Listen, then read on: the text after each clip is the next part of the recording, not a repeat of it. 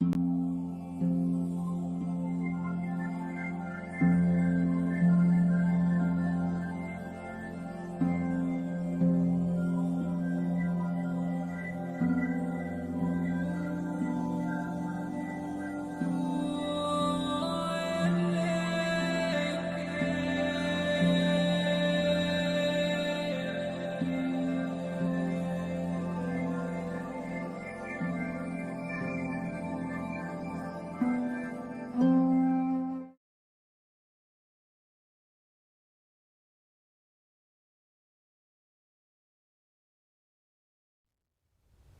Shanti, everyone.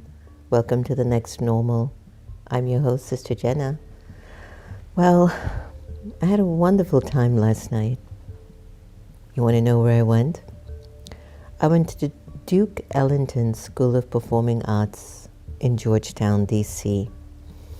They were honoring two particular individuals, Demond, what's his last name, forgive me, Butler Johnson, and Oprah Winfrey. Now, to my surprise, the first act was one of my favorite songs by Stevie Wonder called Another Star. And that just opened up my heart like you would not believe. But I want to just track back a little bit.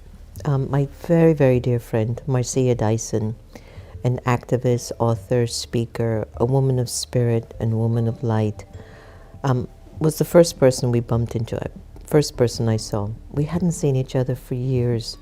We do communicate though, and both of us decided we were going to make this trip together. And there's something about walking in a room of a tremendous amount of individuals in service. Individuals whose jobs, occupations, passion is around helping people. There was this life in the air. Now, these were many accomplished individuals in the metropolitan D.C. area. George Johnson from Atlanta, I believe, flew in, and he was the founder of the products of Johnson Products. Marcia told me that because I'm so naive to whoever's in the room. And as I just sat and spoke to beautiful people, Vivian from Ben's Chili Bowl, a well-known area, which, by the way, we are overdue in bringing meditation on wheels to Ben's Chili Bowl, and we will organize the timing for that. It was again confirmed last night. But there's this spirit, there's this energy. When a group of people come together in their own little silos, but they're giving something, they're giving back. They're helping. This particular organization, U.S. Dream Academy, where it really supports children whose families might be incarcerated or deeply marginalized, have created generations upon generations of children who are now leaders, people who have gone to college, who have not become a part of the system that makes them hopeless and makes them stop dreaming. And there was a moment last night where I was just in the room of all the main individuals, and it's like, okay, I'm good. And I'm going now to the theater to get a seat. And I just stood by the elevator alone. And as the elevator door opens up, there's Oprah and her entourage. And we looked at each other eye to eye. He said, hi Oprah, it's Sister Jenna. Hi, Sister Jenna, how are you? I'm doing good. I can't tell you how and then the conversation changed. You know how people and things happen. But then I said, I have brought a gift for you. And I had prepared a beautiful lotus and blessings and our meditate the vote that we want to initiate again, just to create calm. And I just watched how, it's not the first time I've been with her, but I just watched this African American woman who offered her life to service. And in her speech, she spoke about service. And I sat there hearing myself so loud and clear. The importance of living your life just bigger than yourself. But also to go in front of God and ask Him, just can you use me? Am I usable? In the physical world, when people use us, we really get angry. You used me. I feel so cheated. But when God, Baba, uses you, you feel so valued. What is it that Baba can find in you that is useful when you're walking around with so much trauma, regret, shame, disappointment, insecurity, vulnerability, fear? He says, that's not my business. That's going to get sorted out. But beneath the layer of all your crap is my child, somebody who is powerful enough that I can use. And I will use you even more if you stop serving that energy. If you let me use you in service, this is what Baba says. If you let me use you in service, I will take care of your shame, your guilt, your fear, your disappointment, your insecurity, your ugliness. I'm just noticing you children spend too much time on that energy.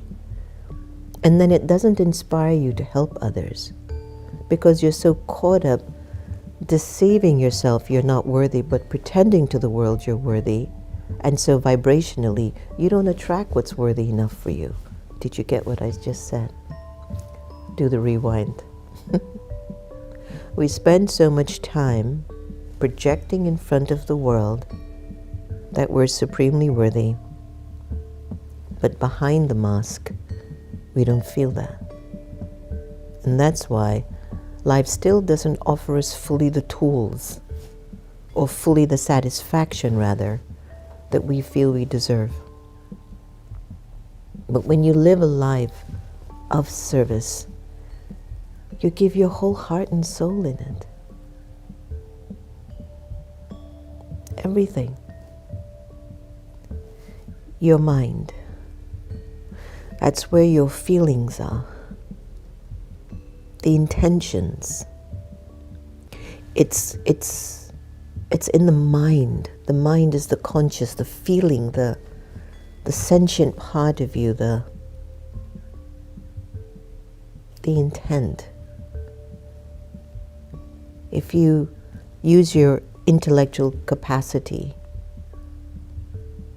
what we call in Hindi the buddhi, and you really check, how am I feeling? You will identify your intention. And service has so much to do with our intention. Why do I do what I do? Why do I want to do what I do? For the past week or so, we've been going back to the Meditation Museum and giving it a whole overall of vibration, of imaging. And I've been just feeling how the energy of the museum is just becoming really alive again. It's been closed for over 3 years, And just imagine the kind of service we must have acquired or developed or created or really mastered before the pandemic that gave us the ability to still pay for that museum 3.5 years later, and it still stays closed. And the reason why we just didn't destroy it and finish it is, wow, it's a great space of energy. It's like you don't break down a church because nobody's coming. You pray to the Lord, you pray to God, you talk to God, you go, wait a minute. I remembered what this house did for us. And you're just trying to find that moment in time, something to give you that sense of inspiration again, to do the service that God had called you to do. But we all know the pandemic was no joke.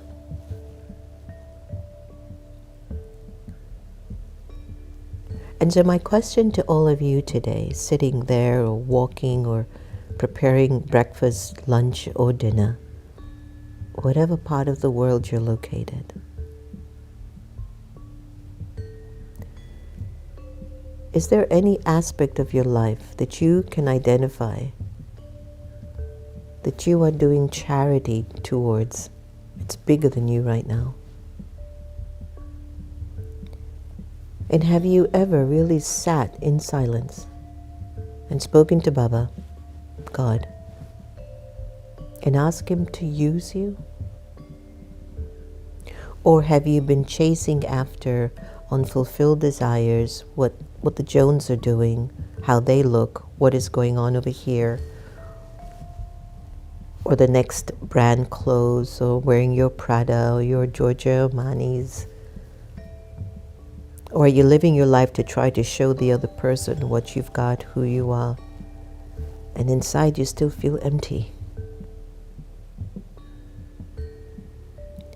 If for whatever reason you wake up in the mornings and you don't feel spiritually, interiorly accomplished,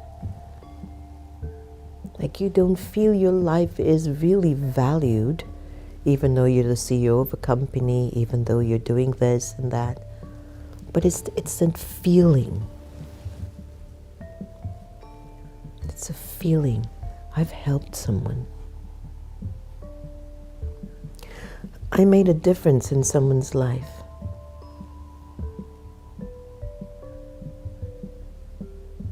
It is such a vital part of our existence as God's children. And when Oprah was sharing last night, and she would just keep asking Baba, use me. There was a song that I play so regularly. It's by Ricky Byers, and the title of the song is Use Me. And I play it so often because there's something so natural in opening up yourself, humbling yourself, and letting God in to say, child, go here. Child, I need you to give joy to this child over here. Child, could you cook some food in peace so when it serves the family, their minds are at peace? Child, please walk on the earth. Walk on my earth in peace so that the land can sustain you longer. Child, can you look at another child with love and respect? This is service too. If you can't go and feed the hungry, clothe the homeless, give money and donations to a charity that deserves it, can you smile and do that service? Can you send a good wish and a good thought to a person that you live with, or your next door neighbor? Or if you're watching the news and you're seeing people suffering, can you send, God bless them, look out for them. It'll be okay, it'll pass. Service is such a huge opportunity. It is an act of having a benevolent spirit. Service is an act of having a benevolent spirit. It is in you to give. And in your giving and bestowing to others, automatically the soul is experiencing the reward of that. It's an automatic process. It's universal. It is a law that's been around from time immemorial. But you need to have that attitude in your spirit. How can I help you? Pause. Think about your life. Being a life that says, how can I help you? Is there anything that you need? Someone's down, you smile. Someone's down, you give them a thing of encouragement. Hey, it's going to be all right.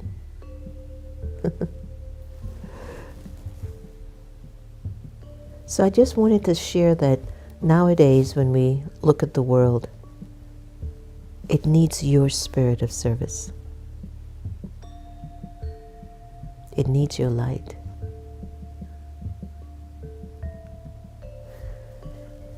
You can donate money, again, to a charity that you know is really helping. I don't know if you know this, but at the Brahma Kumaris Meditation Museum, we don't get a salary.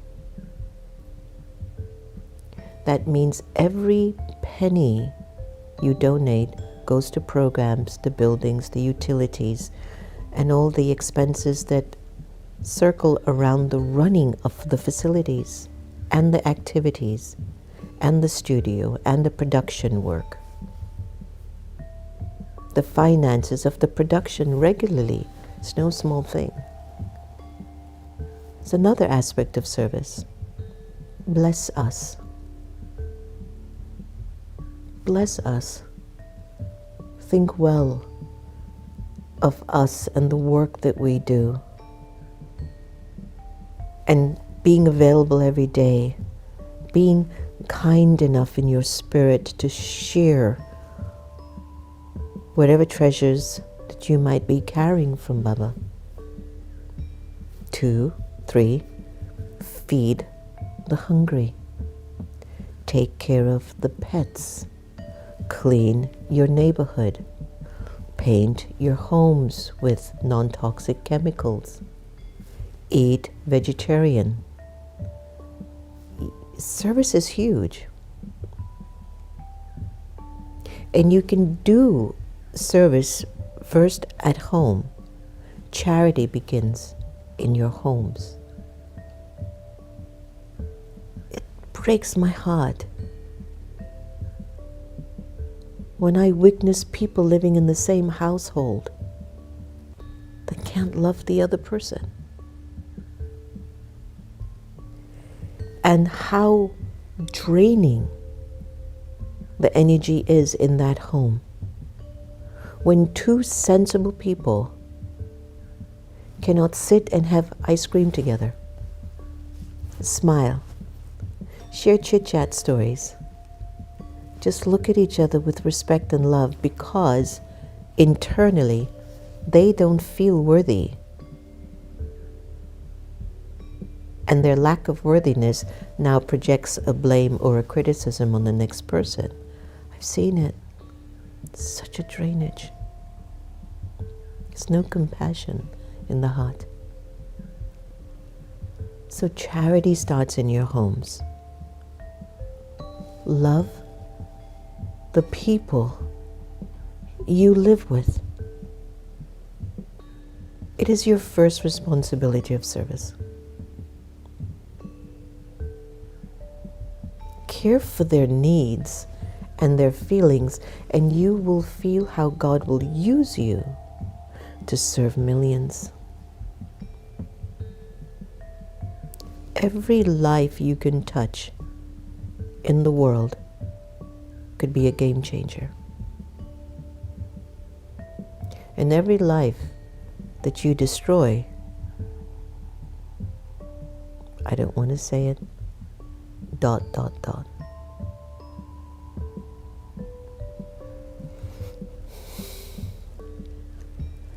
So as of today, are you willing to live a life of service? There's so many options. So let's do a little simple meditation. I want you to take a deep breath in. Breathe out.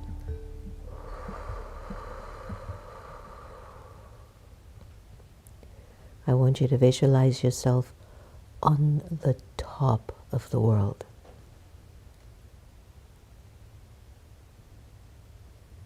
And from the deepest resource of your heart and your mind, I want you to project your loving good wishes and blessings on 8 billion souls. Wish them well.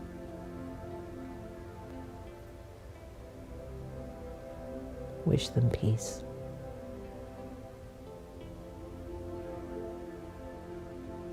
Wish them love.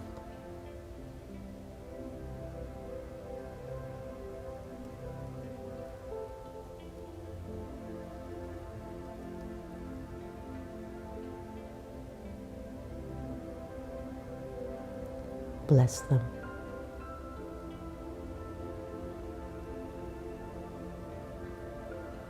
Extend your compassion and mercy and goodwill. And observe how it's making you feel now.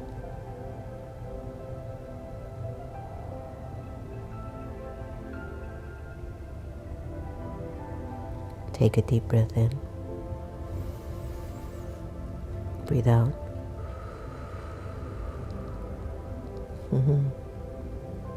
How did that make you feel today?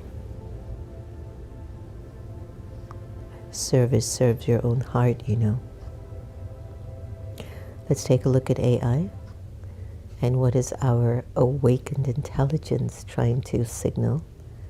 What does it mean to live a life of service, Santosh? A life of service is a way of living where one prioritizes helping others and contributing to the greater good over personal gain or self-interest. It involves selflessly offering time, skills, resources, compassion to support and uplift individuals, communities, or causes. Service can take many forms, from volunteering for charitable organizations to providing care and support for those in need, working for social justice, or simply embodying kindness. Simply embodying kindness and generosity in your everyday interactions is service.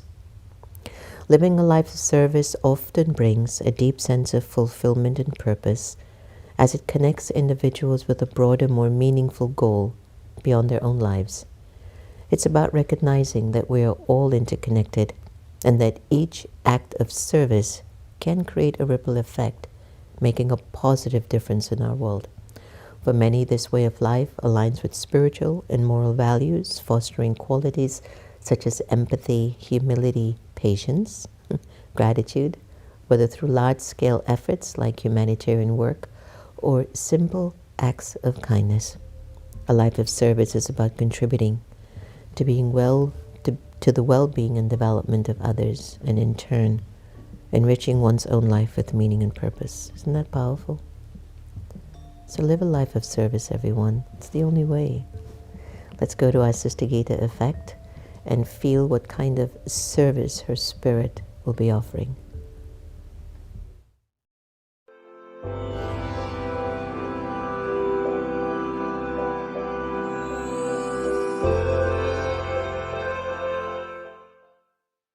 Mercy. God is known as the ocean of forgiveness, and an experience of His mercy makes you feel that you have made a best friend for life. Peace makes its home in your heart. When you accept God's mercy for you, your perspective on life changes. It is God's merciful vision that allows you to see your potential for perfection, for a better you, a better life. Then it becomes your turn to be merciful to yourself. Mercy for the self means striving to be true to that image of your aim of perfection, of a better you for a better life. By drawing your love from God, drawing power from God, you can become whatever you wish. Om Shanti. Have a day full of mercy. Thank you, and Om Shanti. Stay beautiful.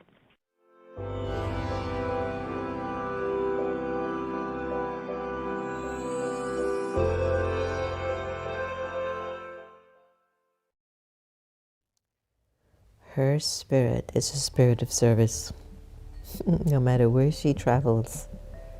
Now that's a serviceable instrument. Today's Avyak signal: you will be loving to one another when you harmonize sanskars, your personalities, and thoughts with one another. However, be cautious that you do not develop dependency on them praising you. Otherwise, you will fluctuate if they don't think well of you. There are many souls who want the fruit of whatever they are doing. And if they are praised, they become extremely happy. However, if someone defames them, they put aside their happiness and they start to move away from everyone. However, if you maintain equanimity in praise and defamation, you will not ever be in conflict with anyone. Whoa, talk about a big one. And you know what? That's also an act of service. You know, that even in whatever people do, it's okay. We'll work it out together. So, hello everyone. Hi Raki, how are you? How do I fill myself with Baba's love? Please suggest more guided meditation sessions. All right, Raki, I'll take care of that next week, if that's okay with you. Asmita, good morning. I also got your message on that baby that was born with heart issues, heart blockage. And so I don't want to just say it's karma, Asmita. Yes, definitely. We're all going to go through something because we haven't been serving it. So, but the child with a heart issue, just keep giving love until the account of the blockage is solved. And they just have to go through what they have to go through, like we all have. It might be a baby that's newborn with the issue, but remember always it's a soul on its journey. It's a soul that's traveling. And so they might have been in a family, a business, a different country, language. And so it's a rollover of the karma, which is why the next normal is about cleaning out the chit, the soul, so that we are pure and free and we can attract the best forward. So I'll talk more about that. Hi, Sacred Soul Time. Welcome. Thank you, Veronica from Vancouver. Deborah, Warden Nunziato. I love that you're leaning into using AI. Thank you, Deborah. Lily, I'm definitely going to listen to this one again and again. Good. Nasira, assalamu alaikum. You were late today, but always on time. So, Lily, expand my inner blessings to everyone I come into contact with. God use me. Good. Sonia C, wonderful. Hildy, Beth, Anil, Azuri, Ranju, Lilawati, beloved me, you give me so much peace and life to go on. Thank you. Hi, Darlene. Om Shanti. Christina, welcome. Kailas, Michelle Vasandani from Minnesota. Welcome from Minnesota, Michelle. It's my first time seeing you here in our family online. So welcome. Very lovely to have you. Hi, Jackie Woodside. You're a gift to the world too, Jackie. And hi, Tamil. Nice to see you. So this is great. Looking forward to having you continue. Africa. How to deal with somebody have used us in their most difficult time, standing up beside that person when we need moral support and don't even pick up the phone and ignore us. Don't wait on them, Africa. Africa, do not wait on people to come and save you. You are the one to save yourself. And even though, and I've been there, we have expectation that a particular soul should come to our support. It's their role of responsibility. It's their duty. But they didn't. Well, they just revealed where their heart stands for me. And that is not a friend. And that is not an ally. So don't wait on them. You use that energy that you are holding, expecting them to come to your support by your side. And you go to Baba and you say to Baba, Baba, you get me out of this and you send the right people to me. Help me here. I might have made a mistake, but please come to my rescue here and I will look at what I have been doing so this never happens again. That's spiritual enlightenment. That's claiming your power. And even to treat yourself in situations like that too is an act of service, you know. So focus on those things more. My brothers and sisters, how do I tell you? It's in here. We have to rise up. You know, I might share things with my family and community. Let's do this, let's do that. Nobody moves. The moment I get up and start moving, then I see, oh, I will do this. And I can't tell you how that weighs heavy on my heart at times. Because I feel like we're all in this in a way that I see the vision.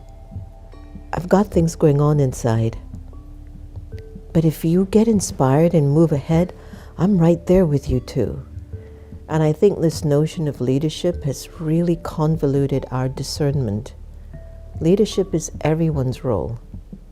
It's not one person in a position or a title. Leadership is every soul's role, where you have to keep being inspired and focused and serviceable. Don't wait on anyone. Just don't. Be the one that the world is waiting on, okay? You get up and do the work, even if it feels like it's just you alone. And you're forcing people to just get up and do something good. I know it doesn't feel good, but that means still there's something lacking in my energy. Because there's some souls with certain powers and they just say, go left, and everybody goes left. I might say go left and everybody is going right or sitting down. So my power vibration has to also increase. It's not just that. This whole work, you know what the next normal is? Your spiritual empowerment. Your soul empowerment. Your belief in your good. You've got to believe you're good enough and start doing good things in the world. It's the only thing that's going to save us. To let go of your attachments and really cultivate a lot of love in your soul. Practice to love everybody the same. Life will become very easy. Lots of love, everyone. Please, please, please, please, please take care of yourselves. Not every day is going to be bad. But you've got to take care of yourself. You're all you've got. Lots of love. Thanks for joining. Take care.